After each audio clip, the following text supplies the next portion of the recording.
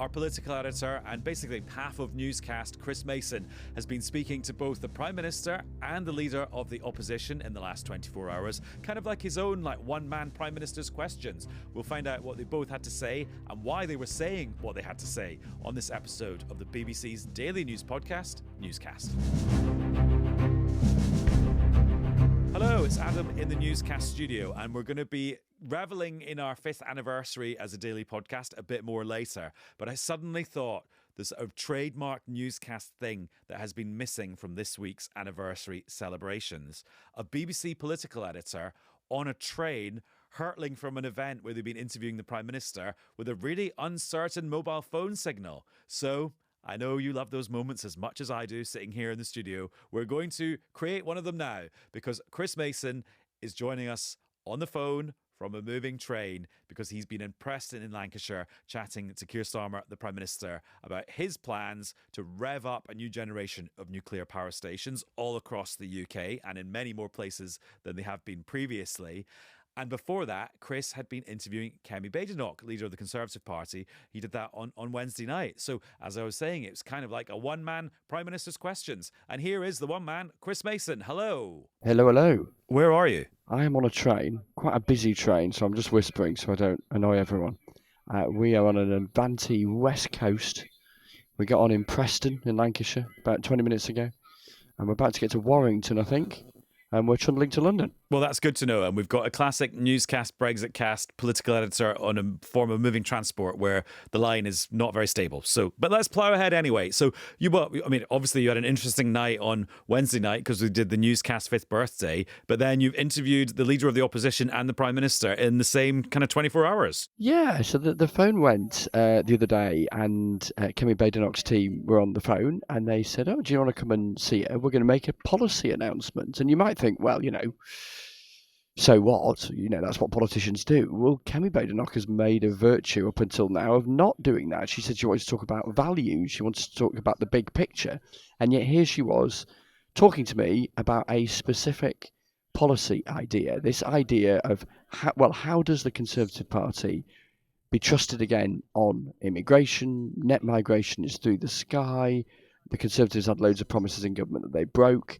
And so they've got this idea about making sure it takes much longer for immigrants to get what's known as indefinite leave to remain and ultimately British citizenship, and then attaching some conditions to that as well around not being reliant on social housing or benefits and being a net contributor to society and the economy. Yeah, so I went to have a chat with her and sort of kick that idea around. You might remember she's got this other idea of having a legally set cap for net migration. Caveat, they've not yet told us what that cap would be. Bit of a contradiction arguably there, because you could put a number on that now if you wanted to and then revise it each year, given that she is putting forward a policy that she thinks could happen now and she wants to be added to, amended to some government legislation. But yeah, a bit of a sense of some actual policy detail for the first time in a sort of proactive sense as opposed to reacting to what the government's doing from Kemi Badenoch. And let's hear how Kemi Badenoch put it in her own words. It's the right thing to do. It's the right That's thing just to a do. hunch. No. I know it is the right thing to do. It is because we have been giving out leave to remain and citizenship that we now cannot sustain our public services. Not enough housing to go around. People can't get a GP appointment. And what I find is that every time I'm talking about how we need to bring migration numbers down, we always focus on the edge case of, how exactly will this bit have an impact and so on. And we create almost a chilling effect of doing anything at all because it's all too difficult. This is how we've got into this mess in the first place, in my view. And actually, Chris, it's interesting because when I first heard this policy, I thought, hang on, the difference between indefinite leave to remain and British citizenship, while there are differences between those two statuses, the actual practical difference is not that huge. So I wondered if this is one of those announcements that sounds bigger than it really is. But then when you dig into what they would call the conditionality, so the things that you have to do to get indefinite leave to remain and to then turn that into British citizenship, that is changing the terms of trade for people who want to come and settle in the UK. It is. It's stricter conditions. It is. It's stricter conditions, and it would also take longer. So up until now, in fact, the rules right now is that it takes 5 years to get to the point where you can apply for indefinite leave to remain. It's another year beyond that for citizenship. As you say, the difference between the two is symbolically significant, but not practically that different, because both allow you to stay for as long as you would like. The idea is that it would now take 10 years to qualify for indefinite leave to remain, and then a further 5 years before you could apply for British citizenship. So the time frame for citizenship would shift from 6 years to 15. Then there is that conditionality. There's a bit of an argument around the extent to which the conditionality is wildly different from what applies now. For instance, a lot of people on various visas wouldn't be entitled to benefits anyway, for instance. But what Kemi Badenoch is attempting to do is make it harder for people to stick around long enough to end up being able to stay forever, and then secondly, if you like, add a sense of value to that notion of British citizenship, to make it, as she sees it, sort of more special, really, rather than something, as she argued, kind of happens automatically. You hinted at this when you started talking to us about this interview, but why is she doing this now when she very explicitly said, I'm not going to be giving you detailed policies for another couple of years because I, Kemi Badenoch, am going to sit down with my colleagues and really work out what our values are as a Conservative Party at this point in history? Yeah, I mean, I think it's a couple of things. I think there's a practical parliamentary reason. So the government's immigration bill is reaching what's called its second reading next week. In other words, there will be a debate and a vote in the House of Commons. And this is a piece of legislation that the Conservatives say they can attach an amendment to, in the hope that it forces the government to either back their idea or reject it and explain why they're rejecting it. And by the way, as things stand, they are going to reject it.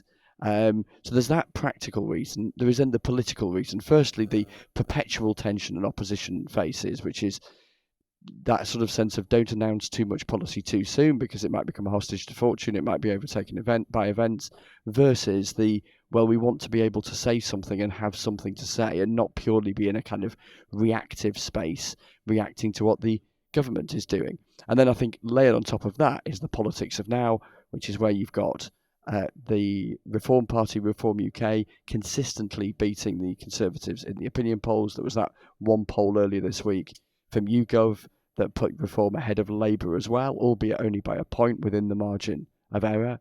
And in a noisy political environment where you've got a government that can always make a lot of noise because governments can, you've got Reform UK who are specialists at making a lot of noise.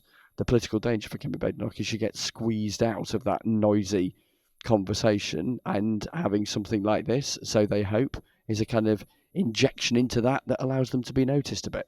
And also that first thing you said, that this is why it's worth knowing parliamentary procedure and the parliamentary timetable, because the fact that the government is having the second reading vote, as it's called, on its new borders bill on Monday, this means Kemi Badenoch can vote against that and answer claims that she's not being tough on borders by saying, oh, I'd be even tougher on immigration. Here's my policy. So it's a way of kind of defending her opposing the government on that. We'll come back to Kemi Badenoch in a second, because you did ask us some of the kind of cultural things about her leadership again, which is the subject that she gets asked about quite a lot, because she's sometimes quite divisive as far as her colleagues see her.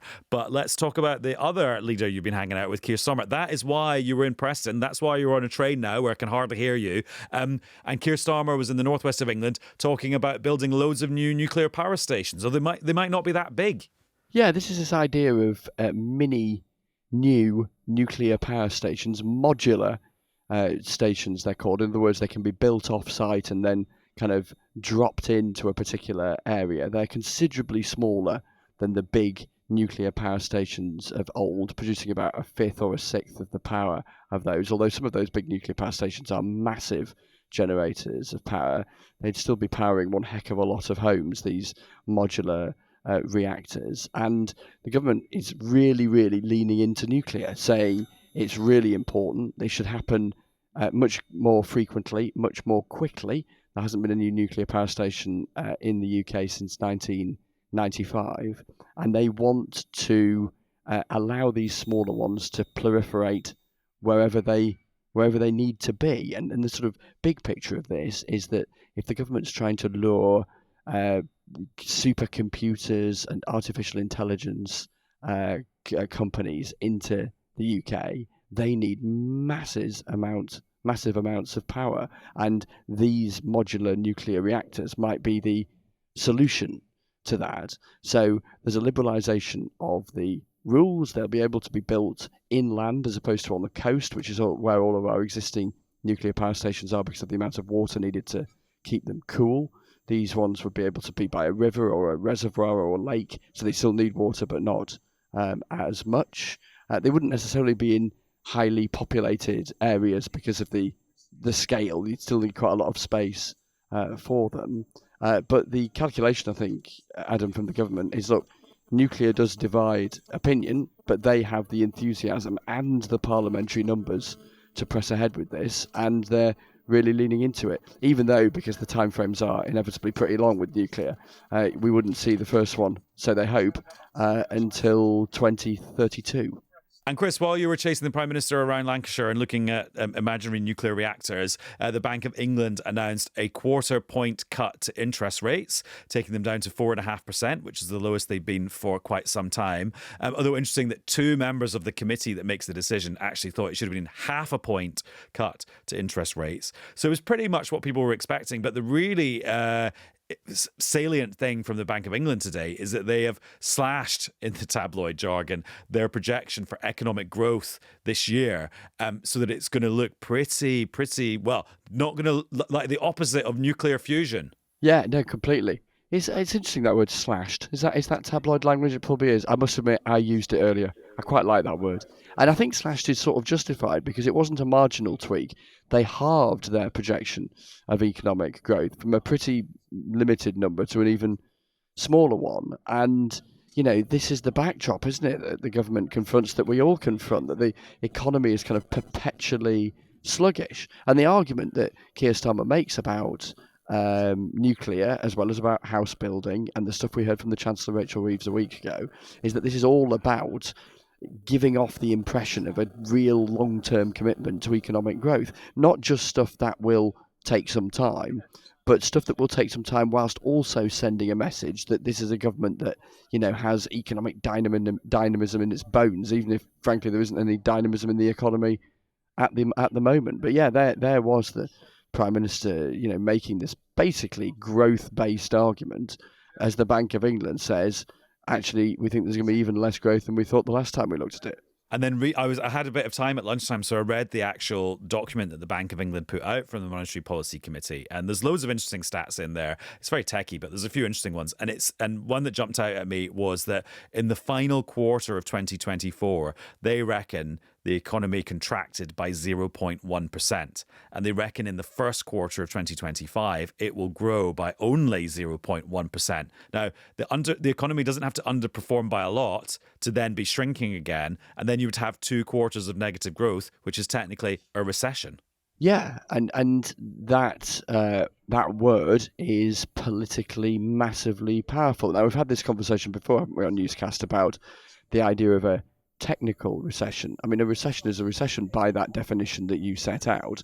I think the reality in terms of how people experience it is that tiny growth or tiny shrinkage, in other words, proportions of a percentage point around zero, effectively tell a consistent trend-based story of kind of stasis, of sluggishness, of lethargy.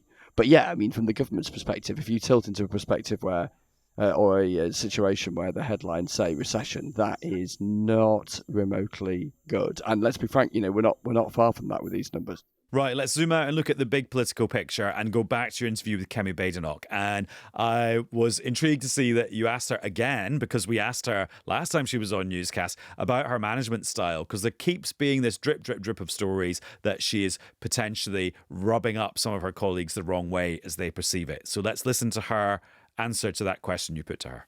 I believe that everyone who works for the Conservative Party needs to be fully dedicated to the mission. And it some are not. It is what the members have asked for.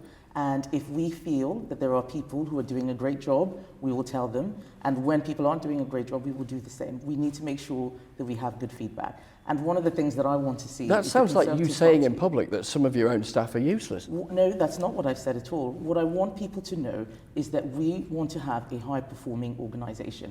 And leadership isn't just about telling everybody how great they are. Sometimes it's about telling them how to improve. And quite frankly, one of the things that we're seeing in this country is millions of people out of work and not enough people getting, pulling their socks up and getting back on their feet. We need sometimes to have tough words when people aren't doing well and words of praise when they are doing well. And that's exactly what I did. Yeah, what did you take about Kemi Badenoch's review of herself? Well, you know what? Kemi Badenoch is candid, and as a journalist, that's the journalist in me, which is all of me, thinks that's kind of admirable because you get clear answers as opposed to what some might see as sort of politician speak and mealy mouthed stuff.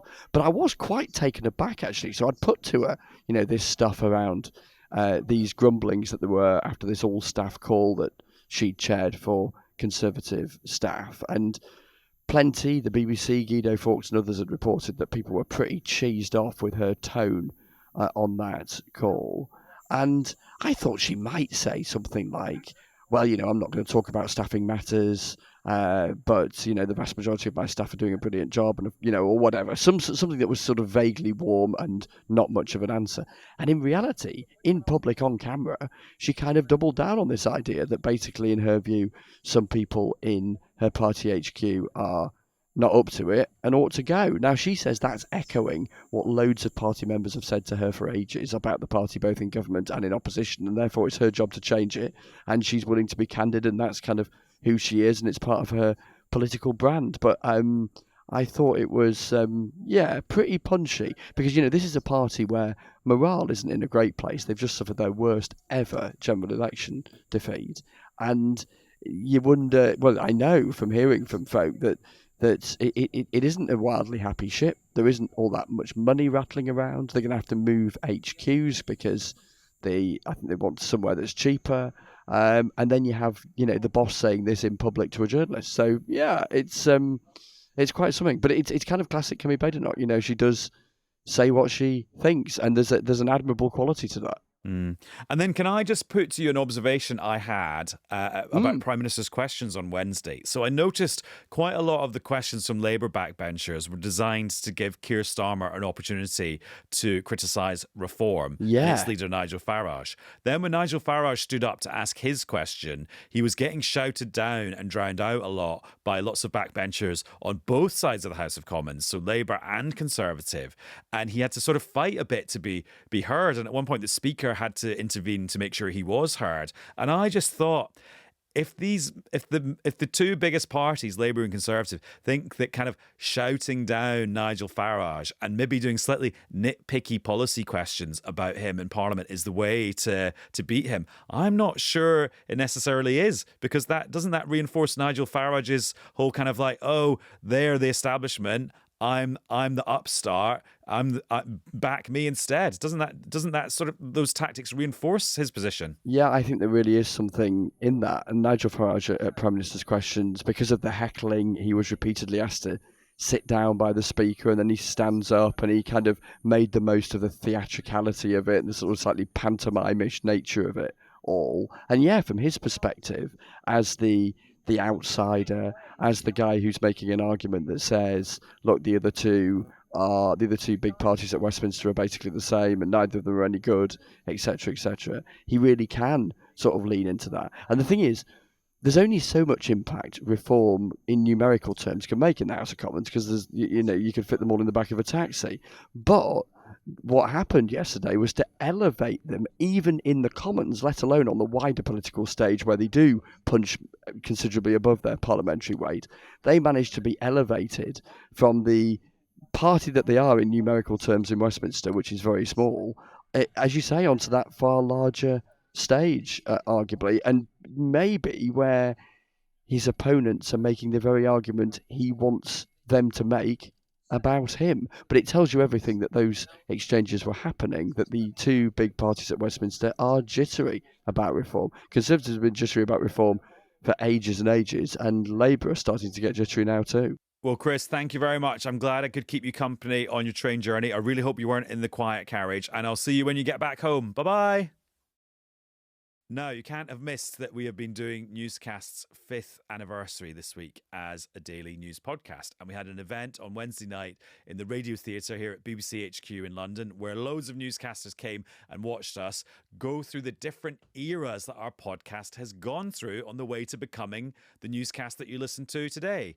Yes, that is an idea that we ripped off from Taylor Swift. Now, one of those eras, and a very powerful one for me, was when we were the coronavirus newscast, getting together every day, sometimes multiple times a day, to talk through the politics, the science, the sacrifices people were making. So we thought we would do a little reunion with a very good friend of the podcast, BBC Health and Science correspondent James Gallagher, who joined me and Chris on the stage to talk about all things coronavirus newscast. And I thought you might like to hear some of that too.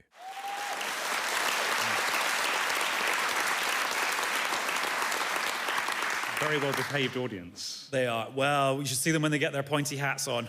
Now, James, I've just noticed your notepad says remarkable stories on the front. I mean, You'll be very disappointed to find out that it's actually mostly blank. Well, okay. And that's it for the coronavirus newscast era. I mean, talk about a remarkable story, except it was actually thousands of remarkable stories happening all over the place all at once. And all over the world as well. That was kind of like, it started off as this massive thing emerging in China that was already dominating every moment of my waking life.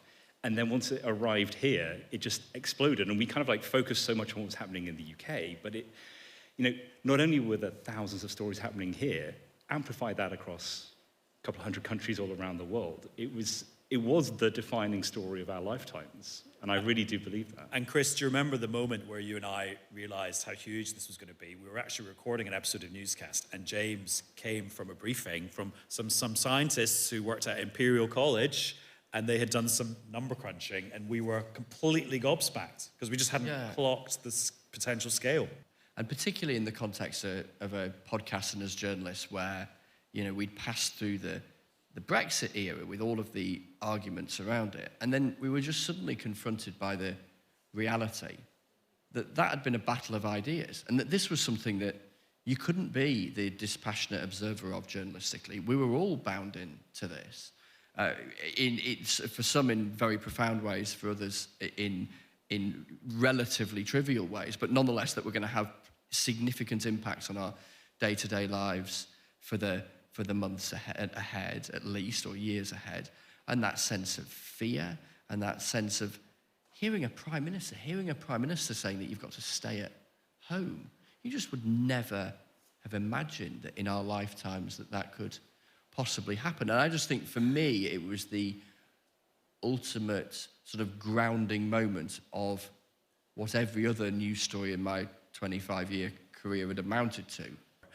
James, have you printed off some scientific papers? I brought the paper from, it's actually my original copy, from that day that I first came in the Imperial to your College studio, briefing. that briefing, And remind us what it told us. Well, this was the briefing. So if you remember the context, we were at the point where on Friday, we've been told the government strategy wasn't to kind of like stop the virus, it was to bring the peak down so the NHS was never overwhelmed, to build up herd immunity. And then this was the briefing that said, if we do that, that's 250,000 deaths this year. And basically, it was all the modelling of what would happen. Basically saying that was just not a viable strategy, and economic suppression is the only viable strategy at the current time. And it was one of the most chilling briefings I've ever been to. And I remember walking back through London. So it's from just around about Euston, just around the corner from here. So maybe a 15-minute walk. And life was still very much still going. And kind of like, there were people on the streets, there was buses, there was traffic. And I was walking back to Broadcasting House where we are now, going, life is about to really, really change. And it's kind of like one of those weird moments where you just feel slightly ahead of like where the rest of the public is, knowing life is really going to change. And it's not going to be quick, because if you go for that suppression strategy, which as we all know, which is effectively, we called it lockdown, It's like, until you have a vaccine, there was no exit strategy from that. And kind of like, we were, as you said, in this for the long haul. And that was the moment that I really realized we were.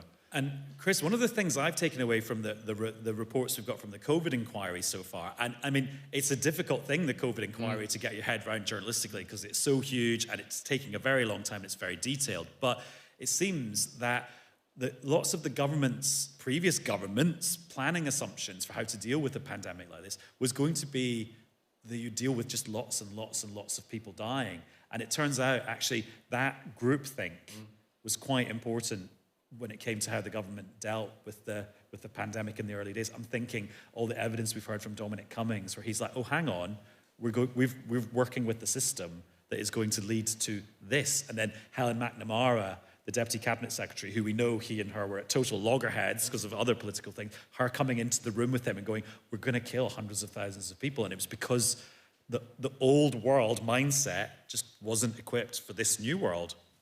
And a number as stark as 250,000 is stark in an abstract scientific paper talking about a hypothetical scenario. It is completely different. To state the blinding obvious, but we're just reminded of it in this conversation, when it's being delivered in a briefing from scientists talking about something that is going to happen, and in their view, according to their models, unless profound changes to every minute of our daily lives are mandated by the state pretty much straight away.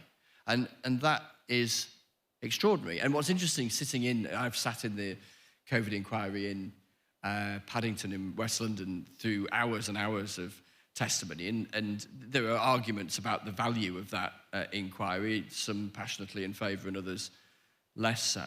When you sit in there, a bit like in our conversation here, on this podcast, you're transported back in a way that you're not when you only think about it fleetingly, to the magnitude of those moments. And actually, there's been a bit of an argument, hasn't there, more recently about whether or not there was some overreach in elements of the lockdown strategy that might have baked in societal consequences that we still see the evidence of now. And I think that's still very much a live debate. But it's interesting, when I talk to politicians now who were around then, they make the argument that a lot of the public opinion polling at the time, particularly once people got a sense of the potential gravity of this, was one of, is the government doing enough? Rather than the argument, and this was made by some, but they were a minority, is the government doing too much? And politically, it seems trivial to make a political point in the context of all of this, but of course these were political decisions. You know, you had a prime minister whose instincts were libertarian,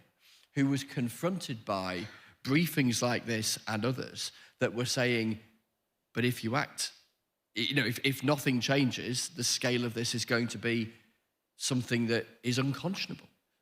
James, I mean, you could write a whole book on this. Maybe you are writing a book, I don't know. Or maybe making Radio 4 series called Inside Health.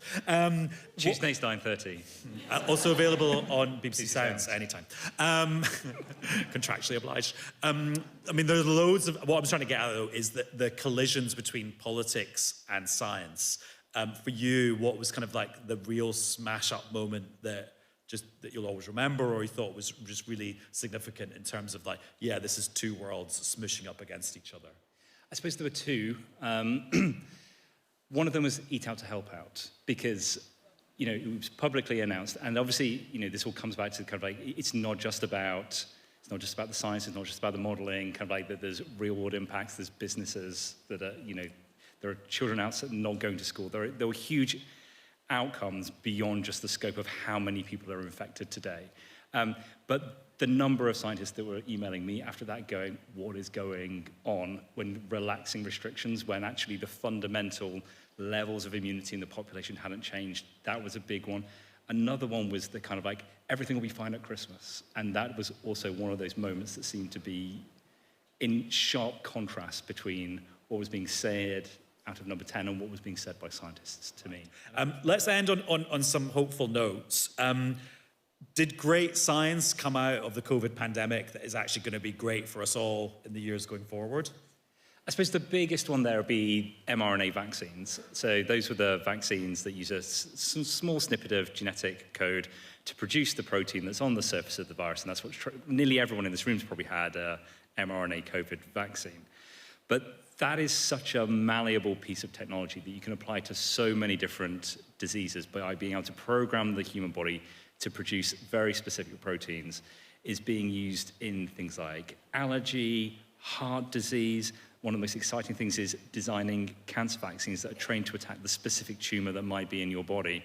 So you take a sample of your tumor, compare it to like your normal healthy tissue and go, what are the unique things about your tumor? And then designing a vaccine just for you that attacks those unique markers on your tumor. None of this would, well, it may have happened, but it wouldn't be happening now if it wasn't for COVID. Can you give us any sense of how fast-forwarded things were by the pandemic with this kind of technology? In other words, things that are possible that you described there around the specific targeting of a cancer tumour. How many years did we leap ahead as a result, do you think, roughly?